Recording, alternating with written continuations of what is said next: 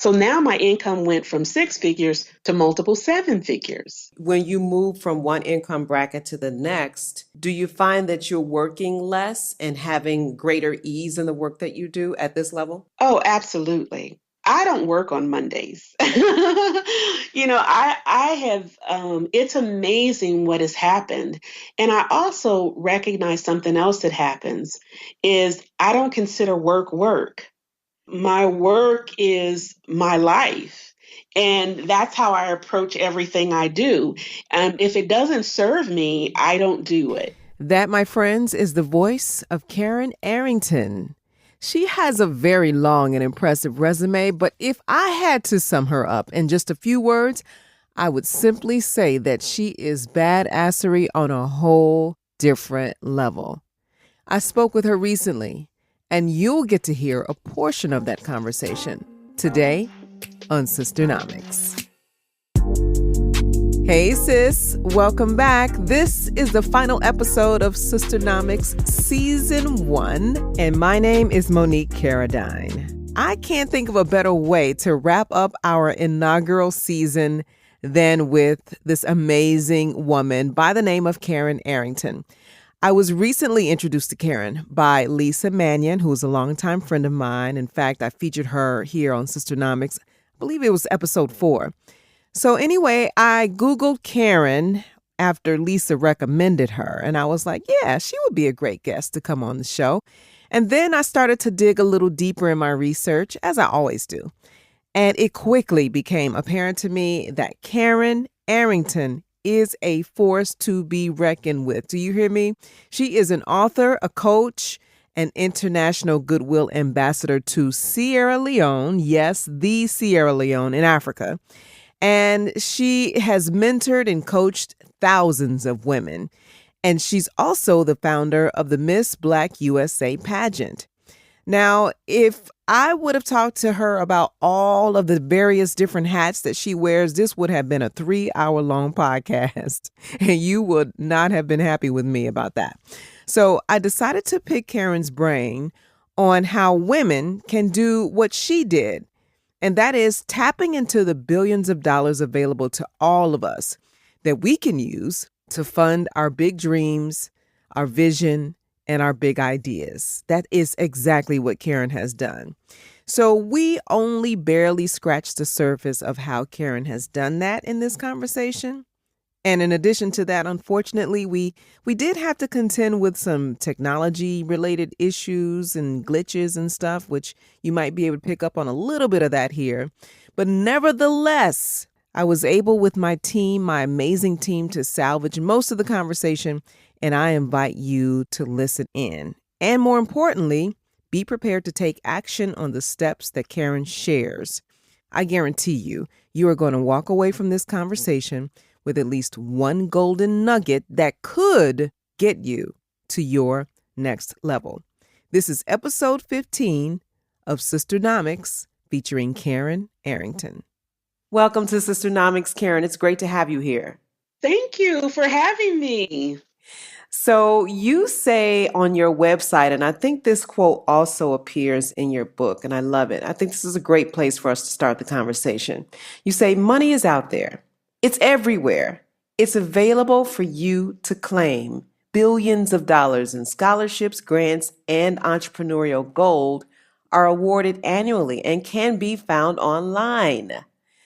So Karen, how is it that you figured out how to tap into this gold mine? I don't know if it has something to do with the 100 and some odd different jobs that I've had, but I've had so many experiences leading up to where I am now in my purpose and passion. And it allowed me to see the vast number of opportunities that are available to us. And what I've learned in my own research is that there are, as you said, billions of dollars of funds and grants, and amazingly, they go unawarded every year. So it means that we aren't tapping into them. I know that many opportunities cross my desk, and I'm constantly looking for individuals to share these resources with. So I guess I was just fortunate to be able to find these resources, constantly be able to tap into them, but they're there. And I wish everyone would be able to have that same opportunity. Well, hopefully on this in this conversation today, you can kind of like give us some insight into how we can tap into those as well. When did you first start to tap into this? Is it when you first started to establish the Miss Black USA pageant, or was it at some other point in your entrepreneurial career? Well, growing up, I considered myself a little social advocate. And so I was always looking for opportunities for whether they were my friends, colleagues, or associates. But early on, I had an opportunity starting in pageantry myself at only 15 years of age. I remember going to our local 7-Eleven store, talking to the owner and asking if, in fact, they would sponsor me. I also had experience walking into a boutique one day thinking that there's no way this very small boutique would come up with $1,000 to sponsor, someone. And I remember it took me probably about 15 minutes to actually, let it roll off my tongue. Will you sponsor this person? And when I finally asked the question if they would sponsor, the boutique owner looked at me and she said, "Well, how much is it?" And I said, $1,000 reluctantly. And she said, "Okay, you take a check." So that was my introduction to how easy it is to actually get support. So over the years, of course, I had to master the course, but the money is there. It's out there. Hmm. Okay, so that was your first experience. Fast forward to more recently, what have been some of the other experiences that you have?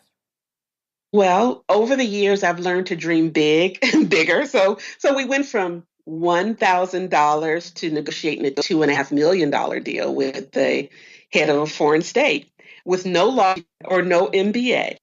But what I've learned is I've also expanded, especially internationally, is to always think out of the box. You think about, what's traditional, the traditional route. And what I've learned to do is to do the unconventional route, right? So if there's a recession, I say raise your rates. When you think about it, companies have to downsize, but they still have to advertise. Or I might offer, some other type of creative promo. And of course, it would not be anywhere close to the cost that they would pay, traditional companies. So it works. Wow. Okay, so you use this technique for the pageants that you produce, right? Yes. Do you use these techniques for other areas of your business as well? Oh, absolutely. And of course, the pageant is just one aspect of my business. I also am a success coach. So, I help other women who may be launching a business, starting a nonprofit, go back to school. I just shared with someone the other day how to go to medical school for free. No way. Yes, absolutely. So, there are a number of ways, that you can approach, funding and resources. I share a lot of times about how, I hear a lot of talk about six figures, and I'm like, why limit yourself? I totally agree. So it's all about thinking big and thinking outside the box. Okay, so today we're talking about how to find all of the millions of dollars in grants, scholarships, sponsorships, and entrepreneurial gold online. Karen Arrington is here. And let's just walk through the steps. You've given me 5 steps, and I'd like us to walk through each one of those. And you kind of talked about step number 1 a little bit already. You say, make the internet your bay and find these grants, scholarships, and other entrepreneurial opportunities. So we've done that. Is there anything else you want to add to step 1? What I found is that because I tend to think big, it means that I need to focus on circles of wealth where there are people who are doing high level work, or the type of work that I'm interested in doing. Because in that network, again, there's a whole pool of resources and opportunities. And I give you an example. I decided that I wanted to host an international retreat. It took me 2 years to finally have the courage to do it. But once I decided to do it, I took 115 women to Dubai. But prior to going there, I decided to go on a site visit. I happened to connect with someone on the aircraft who connected me to a member of the royal family. So What? it was from that experience that I then was not able to only go there, but then while I was there, they connected me to the VP of an international airline. And I'm not going to say which one, but once they connected me to the VP of an international airline, that VP offered me as many business class tickets as I wanted, complimentary. Complimentary. So I would say sort of narrow your focus on what it is that you want to accomplish and then think big. Narrow your focus and then think big. Okay, great. Let's go to the second one. Service, you say, opens the door to opportunity. And I know that you are a huge advocate of philanthropy and you've done philanthropy work all throughout the world. Tell us more about how service has opened the door to opportunity for you. Well, again, I say think big. And I also say think, I talk about I'm always talking about or preaching, think outside the box. But also, I encourage women to give themselves permission to do whatever it is they want to do. So, as you know, when I traveled to West Africa, I was heartbroken at what I saw in the local hospital. And while I was there, it was just on my heart that I needed to do something to give back. Turned to the US, I was, talking to my physician, which, sharing with her my experience and telling her what I really wanted to do. And she said, I'll help you. And we decided on our own that we were going to hold the first Diabetes Awareness Day in this country. And we did. And then the president of the country heard about it and invited us to the White House because they have their own White House. And from there, I became a Goodwill ambassador for the country and then was introduced to 30 heads of states of foreign countries who all wanted me to come into their country to do work. Oh my God. This is amazing because, I'm so low key, Karen, and and it's probably more of a flaw than anything because Mm. my family and I have done a lot of work in East Africa, in Kenya. And we've worked with people out in the bush from the Maasai tribes, and we've sponsored children to go to school. We've set up an entire technology center so that the children and the people in that community can have access to the internet. Now, these are people who've never even seen a laptop computer. They're now being trained on how to use laptop computers. But of course, I didn't talk about it because I'm being humble and modest and this, that, and the other, and want to keep a low profile, quote unquote. But what I'm hearing you say is, like our grandmothers used to say, a closed mouth don't get fed. Absolutely. You have to speak up. And that's something, you're absolutely right because that happens a lot. And I don't know, I think it's just sort of common, amongst women, but it's something that we have to do. We have to learn to speak up and tell everyone you know what it is that you want because you never know. And as I said before, all types of opportunities come across my desk. And I'm constantly wondering, oh my gosh, this is an amazing opportunity. It's certainly not for me, but who can I give this to? Or who can I share this with? Or who can I pass this opportunity on to? And oftentimes, many of them just sort of lay dormant. Pretty comical because I can't act and I have no interest in acting, but a upcoming game show is currently casting on a major network and they sent the opportunity to me to share and they asked me, if I would be interested after, we spent a few minutes talking about it. And I thought, no. And they have been pursuing me for this opportunity for the past couple weeks. But I actually have no one that I know that would be interested in this because they haven't spoken up about it. They haven't said it. So, like I said, opportunities come across my desk all the time. Who do you typically share those opportunities with? Do they just go strictly to your coaching clients or do they go to other people in your network? How does that work? Listen, I'm a giver. So I don't care who it is. If someone comes to me and says, hey, do you know someone that does, provides opportunities for teachers or educators? I'm going to share it. I do not hold on tight to opportunities. Love that. Okay, so the third step that you outlined here is we have to discover our superpower and we have to leverage those superpowers like crazy. I love that. Talk more about it. So we all have these gifts that we have, the things that we can do without even thinking about it. And oftentimes they're the things that we do that we get most excited about. I always say to my clients and to other young women, I say, listen, you have this incredible gift of, of cooking, or you have this incredible gift of doing hair.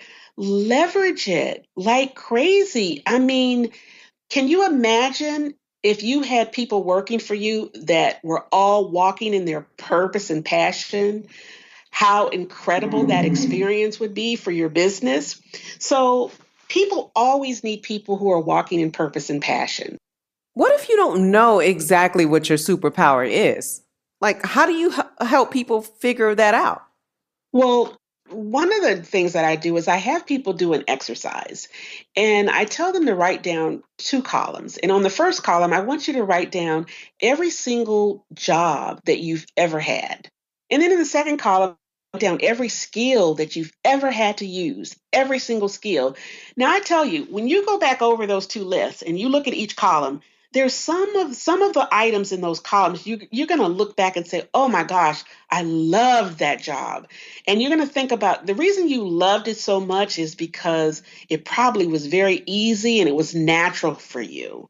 And then if you look in the other column and you see, and you're going to find skills, for example, that just happen to be very natural and easy for you and you get excited about. And the interesting thing in doing this exercise, you also find out what you don't want. What you don't want to do. And I remember doing that exercise myself. And in one side, I remember over and over again, out of all the jobs that I had, the teaching. I love to teach. And then on the other side, the other thing that stood out for me was travel. So I put teaching and travel together, which meant international retreats. The thing about that is that I found that, you know what, I'm really personally tired of travel. I'm going to teach six-figure entrepreneurs how to host international retreats. So now my income went from six figures to multiple seven figures. So, do you find that now that when you move from one income bracket to the next, do you find that you're working less and having greater ease in the work that you do at this level? Oh, absolutely. I don't work on Mondays. I have, it's amazing what has happened. And I also recognize something else that happens is I don't consider work work. My work is my life. And that's how I approach everything I do. If it doesn't serve me, I don't do it. So having the freedom and flexibility to set my own hours, to travel when I want to, have given me the freedom to be able to do that. So absolutely, yes. That's fantastic. What was the mindset shift that you had to create to get to that point? I would probably say several things happen. The first thing was understanding that when you operate in your purpose, the universe expands and it gives you everything that you need to do it. And you may need a coach. You may need a coach to help you, see your blind spots, see those things that you can't see yet. So I had to understand that I needed a coach too. I needed someone to see those things that I couldn't see, also for someone to sort of help elevate me and support me. The other thing I found out was that in order to shift, I went from understanding that the more that I give, the more I receive. I also understood that God always gives you double for your trouble. So what I found is that money does not always equate to wealth. So there are several things that I consider wealth, not just money, but also happiness and health. So therefore, like I said, if I had settled for a figure income, I would have shortchanged myself because I was able to get a 6-figure pro bono business class travel. So it really helped, to really focus on your purpose and passion and finding those superpowers so that you can leverage them like crazy. Let me tell you one of the gifts in this conversation for me as I sit here listening to you, Karen, is that we have so much synergy in the thought process and the belief. Because some of the things that you have said, I have repeated over and over and over again. But to hear you say it to me in this conversation awakens something in me that has been dormant and stagnant, I have to admit, if I'm being completely honest with you. And so I need to thank you for that. I need to thank you just for saying yes to this opportunity, because what you're saying, even though I know it, you know how you just need like confirmation? Yes, So thank you for that. absolutely. Absolutely. To your point about having a coach, let's get back to that. I tell my clients all the time, every winner has a coach. If you look at the best of the best in sports, if you look at the best of the best in business, if you look at the best of the best in any arena, 9 times out of 10, they have a coach. And so I have to, again, reiterate what you just said, that if you want to get to the next level, it would be in your best interest to partner with a coach. Karen does that for folks. I do that for folks. So if you're in a position where you know you have hit a plateau, or if you're in a position where you think you might be, like Karen said, limiting yourself by placing a certain cap on your income potential, then you need to hire a coach and become absolutely limitless. Take the cap off of what's possible for you and reach a whole new level. So that's just a little side note. Let's continue on here. Karen Arrington is my guest, and she's here talking about how to find all of the millions of dollars in grants, scholarships, sponsorships, and entrepreneurial gold, and how you can find that all online. Let's go to step number 4. You say, stop hanging with people who have your problem and start hanging with people who have your solution. Expand on that. Oh my goodness, that is a big one for That's my me. favorite one, Karen. That is a big one for me. Well, I mean, as humans, we all need support, first of all. And in life, we have to constantly renegotiate the relationships that are in our lives. If you hang with losers and abusers, they'll drag you down.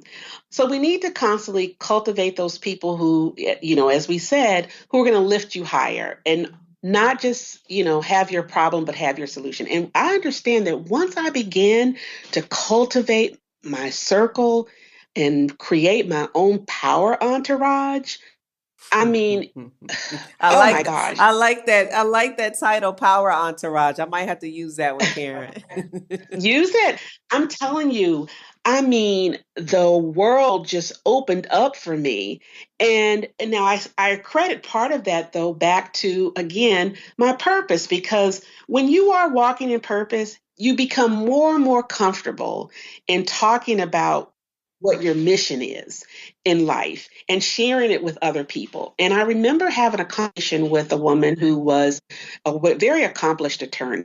And we decided to have lunch, and we had lunch. And I'll tell you, you know what attorneys do? They ask a lot of questions. And so she asked questions, and she heard as I was getting ready to cross the street, she called out my name and she said, "Hey, Karen." And I turned around and she said, "I'm going to be your attorney pro bono."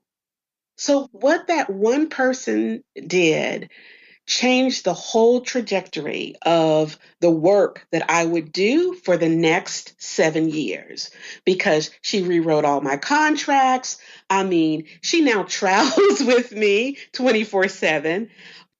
We can go into a boardroom, and if I think I've got a big deal, it may be that we have to walk out because she knows she can foresee what I can't see, right? And so she has negotiated deals for me that I could never have done on my own. Some I would have probably left on the table. I know I would have left a lot of money on the table in many of these deals, but she's also protected me. And that's important. So there's not even a price that I could put in. She is now, not only this woman has become, my attorney, but she's become my confidant and sister and friend.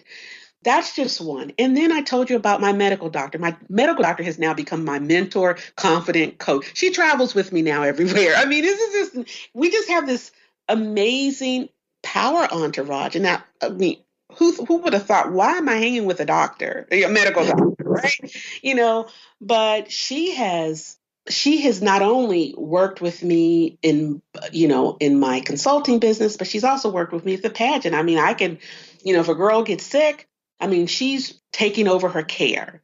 I mean, it's just incredible. Like I said, what happens when you cultivate that inner circle and surround yourself with people who have your problem. And these are people that when you really think about it, I never would have anticipated that I needed an attorney around me or that I needed, a physician around me. And I always say as well, and I know this is cliche because you hear it a lot, if you're the smartest person in the room, you're in the wrong room. Mm-hmm. But I can tell you when you hang around with high achieving people or women, they have nothing but your best interest because they're already walking in their purpose and passion. And that's different from hanging with somebody who's trying to get the same place you're going, right? Right, right. Absolutely. Okay, this is good. Let's talk about your money story. How did you experience money growing up? Also, who taught you about money and what are some of the key things you learned just observing the world around you? I grew up in an upper middle class family, and I was fortunate enough that I didn't have to struggle. And as an only girl, I pretty much was a little spoiled. I pretty much got whatever I asked for. And as a result, I never really had to work for money. That's sad to say. And that's probably why I had this pretty dysfunctional relationship, as I got older with money. But that was pretty much it. So I can't even say I really appreciated it. There were things that I appreciated more. And to be honest, I think because my parents were civil rights activists, I think that I watched them give back so much and to people and to sacrifice so much for others. I think that's just in my DNA, but that was more important to me, honestly, than money. Mm-hmm. So, when you began to ask people for sponsorships, I mean, what gave you the courage and the boldness to go out and say, this is going to cost you $1,000 the first time you go and ask for a sponsorship? Because my parents were activists and in politics, politicians are always asking for money. So money is always passing plates, just like in church. So I saw it, and I saw from a political perspective, I saw how money flows too. And politicians can pick up the phone and just pick up the phone and say, call a business and say, I need, $2,000 or whatever the amount is, and it's there. And so I saw that oftentimes one thing I realized early on that rules are made to be broken. And so I often would, saw those as opportunities, and said, well, if they can do it, I can do it too. So I knew early on that stores and businesses all had budgets for giving. I mean, I don't know a company that doesn't have some budget for giving. I have one. And the funny thing is, no one ever asks me. So I hope no one ever comes to me and asks, can you make a contribution? I tend to do it sort of on the down low. I see these GoFundMe's on social media, and I'm just like, I don't know these people, but you kind of have a heart for giving, so you do it. Let's talk about some of your biggest money lessons or challenges that you've faced. Can you think of one or two that you can share? I would say money doesn't buy happiness. That's one lesson. I worked as a consultant for some of the nation's leading retail CEOs. They had an organization, and I was located in, was closing down, and I decided that, well, obviously, I lost my job. So there was another attorney at the organization who I befriended, and she came to me, and when I told her what happened, she says, "Oh, well, why don't you present a proposal?" Because they decided that they were going to relocate to out of state, and maybe you can work from home. And I thought, that's crazy. That's insane. Again, when we talk about thinking out of the box. And she said, no, why don't you present the proposal? She says, I'll even write it for you. Well, she wrote the proposal. It took me like 30 minutes to hit the send button because I knew they were going to think I was crazy. I mean, we put in this proposal that they would fly me every week to their state, first class. They would put me up in a hotel. They would fly me back on Friday. So I would fly up on Monday, stay in a hotel, come back home on Fridays, and do this for a whole year. I tripled my salary. I mean, it was just insane. And so I had finally hit the send button. Within 24 hours, the CEO of the company responded and said, let's do it. Oh my goodness. Yes. So for a full year, I had money coming, like I didn't even know what to do with it. And I lived in a hotel. It was so bad, Monique, that in the hotel, I would order like three different entrees just because I wanted one item on one entree, and something else on the other. I mean, I would give taxi drivers like $50 tips for a $20 ride. I mean, it was just, crazy. But I wasn't happy. So I had all this money. I was traveling first class every week, back and forth, living in the Marriott, in luxury. But I was happy. So that was a really powerful lesson for me to understand that money does not buy happiness. So it can buy you freedom, though. It can buy you. It can buy you a lot of things, but it doesn't buy you happiness. And then the other thing is that it comes and goes. But the most important for me is that the more that you give, the more that you will receive. Absolutely. What do you currently do to uplevel your money story or your experience with money? Do you have any favorite books, or are you currently working with a coach? Are you reading any magazines or listening to any favorite podcasts? Well, actually, I do read a book called The Complete Family Wealth. And I guess I would say that my big money goal now is to create generational wealth. And so this book provides guidance on how to change the way that you think about your wealth and legacy. And it's been extremely helpful for me in shifting my money mindset. Who's the author? The author is James Hughes Jr. Okay, we'll look that up. I would love to learn more about that book. Okay, great. So let's round out the conversation. Just a couple more questions for you here, Karen. What's one piece of advice you would give to your younger self about money? I would probably say that wealth is your birthright. And I believe that your purpose is tied to your wealth. So I would say faith it till you make it. Not fake it, but faith it till you make it. That's good. That ties into another point that you make about one thing that you encourage people to do, I should say, is to turn their passion into profit. So those two kind of tie together, right? Absolutely. Now, you can expand on that if you want to. Well, I was going to say that, and it goes also back to your gifts, using your gifts. There was a young woman who was working in marketing with a major natural hair company, and she called me up and she was just like, I'm so, like I'm not going to be able to meet with you because, I just lost my job and so forth. And it was close to the holidays. And then I noticed that she started baking these pies and cheesecakes. I mean, they looked amazing. And she kept talking about, how much she loved them. And she was on social media showing, she was like doing live videos. And I thought, girl, you have a gift, Right. for baking these cheesecakes and these pies.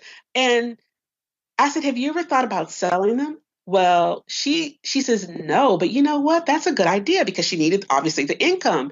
So she sold so many pies she couldn't even sell anymore. And then what I told her? I says, girl, you need to send one of those pies to Gail King or Oprah because Oprah loves a good pie.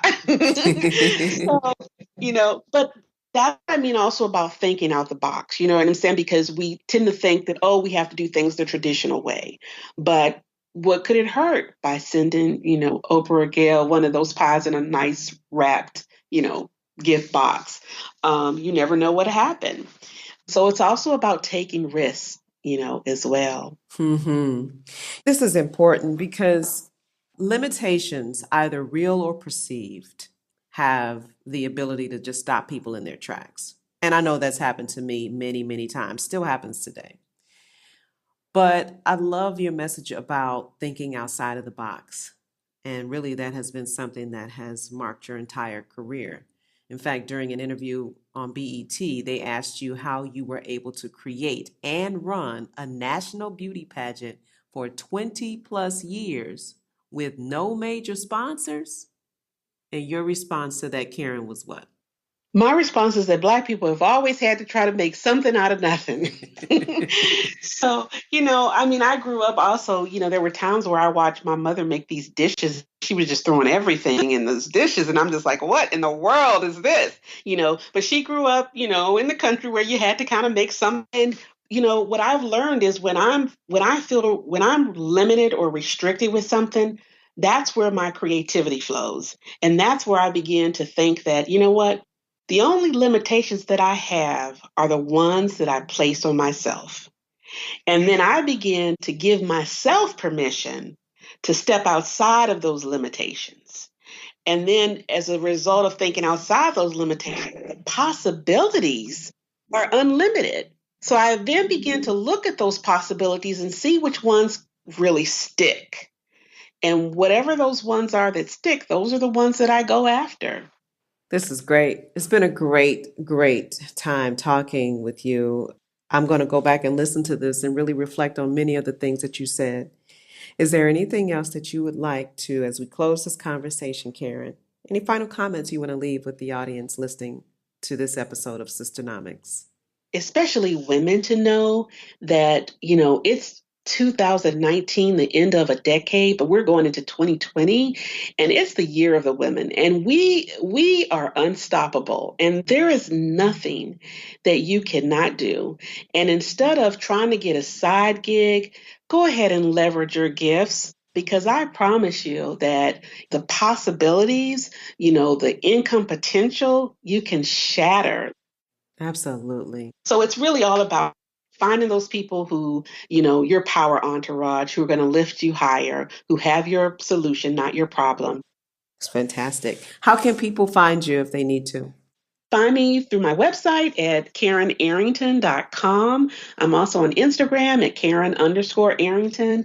And I'm also on Facebook at Karen Arrington Empowers. Awesome. This was so fun. Karen, thank you so much. I really appreciate you for being on. Thank you for having me. It was my pleasure. I hope you enjoyed my conversation with Karen Arrington. Her book is entitled Your Next Level Life: 7 Rules of Power, Confidence, and Opportunity for Black Women in America. My very first invitation of the new year for you is to order that book. I'm reading it right now on Kindle. And so far, it is extremely gratifying and affirming. And don't walk, run, and get the book. Okay, that's my first tip for you for 2020. The next thing I want you to do is to follow Karen on social media. You can find her on Instagram and Facebook and, of course, LinkedIn. And then I want you to also connect with me on all those same platforms. And I want you to tell me, specifically, I'm asking you to tell me if you would like to hear a part 2 of a conversation with Karen where we can dive more deeply into the Miss Black USA pageant and dive more deeply into the book and other things that she has done. And just, talk about, if you have any specific questions, we can talk about those as well. So reach out to me. You can find me at Monique Caradine everywhere, and tell me if you'd like to hear from Karen again. Before I let you go today, I want you to know that we are kicking off 2020 with some brand new partners, and I'm excited to introduce you to one of them right now. RefreshMyTech.com is an e-commerce platform that allows you to buy the same great tech that you'd find at popular retailers, but at way better prices, honey. So if you're looking for a new laptop, tablet, wireless headphones, or anything technology related, you are going to find it at refreshmytech.com. Go there now, browse around on the site, and buy you some stuff, girl. It's a brand new year. Get you some stuff. Maybe you're looking for some equipment to start your own podcast. You will find it at refreshmytech.com. All right. So you'll be hearing from some of our other sponsors and partners that I'm excited to be connecting with and building a relationship this year. And of course, as always, great content here on Sisternomics, because the whole goal of the podcast is to give you tips, tools, information, access to some of the brilliant minds out there of people who can help us get to our next level in our revenues. For me, that's 7 figures. For you, it could be something else, but no matter what, it's all about getting you to your next income level. Okay? That's it for today, ladies. Will you please share this podcast with a friend? And will you also leave a review? That would be awesome if you would. And lastly, thank you so much for listening. I will talk to you on the very next episode, Season 2 of Sisternomics. I'm Monique Caradine signing off for now. See you soon.